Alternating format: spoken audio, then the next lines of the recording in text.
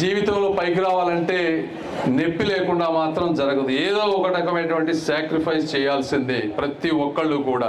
అది time sacrifice కానీ, లేకపోతే షార్ట్ టర్మ్ ప్లెజర్స్ ఇచ్చేటువంటివి కానీ, అంటే రోజు సోషల్ మీడియాలో 2-3 గంటలు స్పెండ్ చేయటము, రోజు ఒక మూవీ చూడటము, అన్నీ ఎంజాయ్ చేస్తే ఆ సక్సెస్ కావాలంటే అది జరిగేటువంటి పరిస్థితి కూడా కాదు. ఎందుకంటే ఈ వరల్డ్ అనేది వెరీ కాంపిటేటివ్ వరల్డ్ కాబట్టి బ్యాలెన్స్డ్గా వారానికి ఒక మూవీ, లేదంటే రోజుకు ½ అన్ అవర్ సోషల్ మీడియా, అంతే తప్పించి మిగిలిన టైం అంతా కూడా మీరు ఏ విధంగా డెవలప్ అవ్వాలనేటువంటి దాని మీద మాత్రమే మీరు టైం పెట్టి ఫోకస్డ్గా రిపీటెడ్గా ప్రాక్టీస్ చేస్తూ ప్యాషనెట్గా వెళ్తే ఎంత పెద్ద విజయమైనా సాధిస్తారు. అదేవిధంగా ఇక్కడ అనిల్ శంకర్ గారు ఉన్నారు, నాలాగనే ఆయన కూడా మంచి మంచి సినిమాలు తీశారు. వీళ్ళు కూడా ఎన్ఆర్ఐలు, వీళ్ళు ఇక్కడికి ఈరోజు వస్తున్నారు. వీళ్ళందరూ ఎందుకు వస్తున్నారంటే మా మీద ఉన్నటువంటి అభిమానం, మమ్మల్ని మాకు సపోర్ట్ చేయాలి అనేటువంటి